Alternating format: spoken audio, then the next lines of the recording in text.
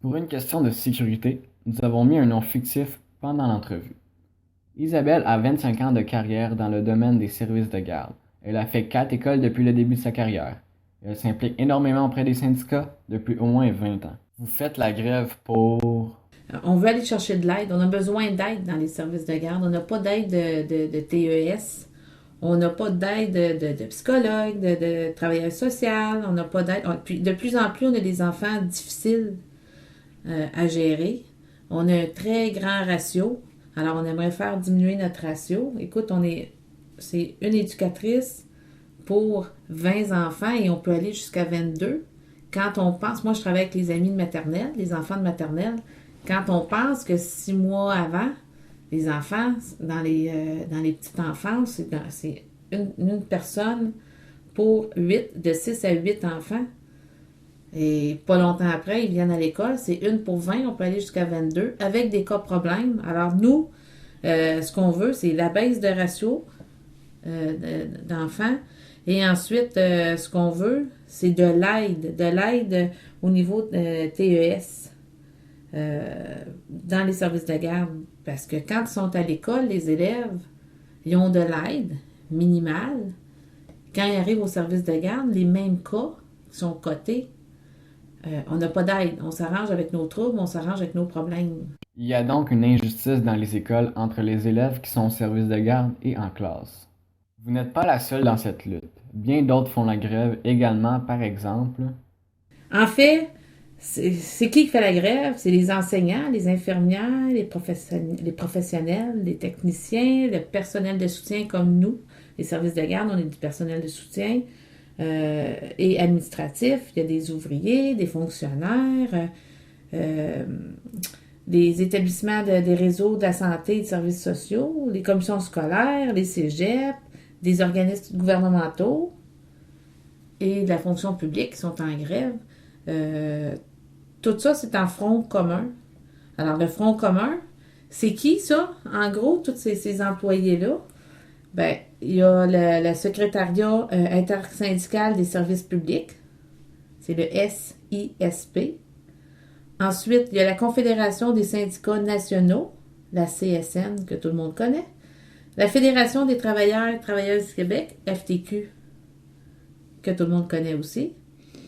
Ensemble, ces organisations-là représentent 400 000 travailleuses et travailleurs des réseaux de la santé et des services sociaux, de l'éducation, de l'enseignement supérieur et de la fonction publique au Québec.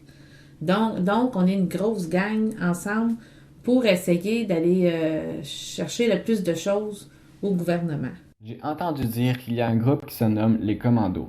Ce groupe est présent pour faire quoi exactement?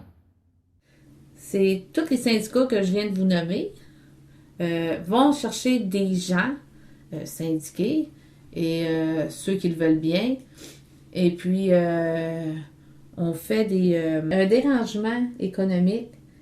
Euh, on va frapper où le gouvernement a des paradis fiscaux. Donc, il y a des organismes au centre-ville, la banque CBC, des tours à bureaux, la tour à bureau Sécart, où que le gouvernement met des sous, cache des sous dans les paradis fiscaux. Et ça sortit, ça s'est su. Pourquoi qu'on fait les frappes là? C'est pour dire au monde, ben écoutez, on le sait que dans telle compagnie, il y a des paradis fiscaux, le gouvernement cache des sous là, et puis nous, ils nous coupent dans les écoles. Pourtant, il y a plein de sous là, plein d'argent là. Alors, eux viennent chercher dans nos poches, puis emmagasinent ça là-bas. Alors, c'est pour ça que nous faisons des frappes. Ça consiste en quoi des commandos? C'est des petites gangs de chaque groupe de CSN, FTQ, nous autres à la commission scolaire. Et puis, le matin même, ils nous disent, telle journée, telle heure, on se rejoint à telle station de métro. On ne sait pas où on s'en va. Ils nous disent, vous vous habillez en homme d'affaires, en femme d'affaires. Peu importe, on a des consignes à suivre. Et puis, on s'en va à telle heure, on se rejoint à telle heure, à telle place. Et là, on se rejoint par petits groupes.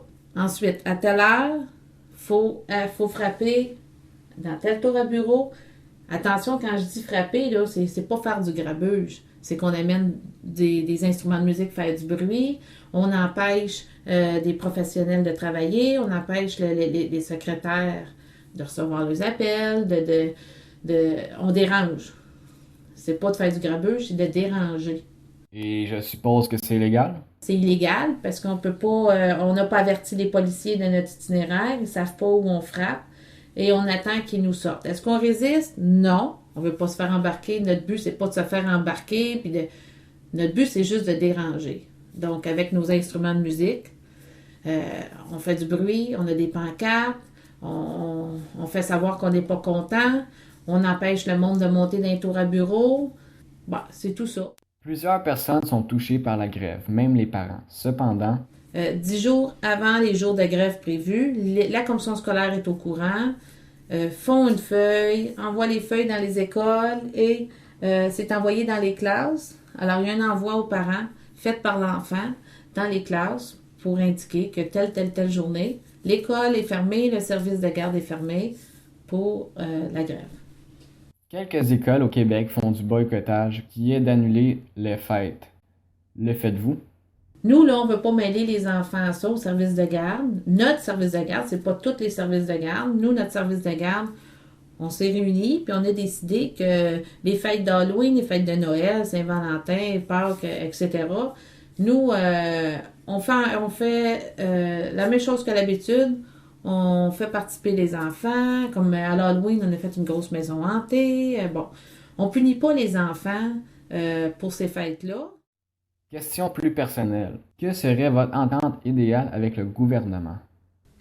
Écoute, nous, dans les écoles, là, moi, au service de garde, pour les infirmières, tout ça, je ne sais pas, mais nous, pour le service de garde, ça serait vraiment l'aide de professionnels au service de garde le soir, avoir un soutien. Euh, Ensuite, l'idéal, ça serait que les ratios passent au lieu de 1 à 22, ben, 1 à 15, 1 à 18, diminuer dans les ratios. Merci beaucoup pour le temps que vous m'avez accordé pour cette entrevue.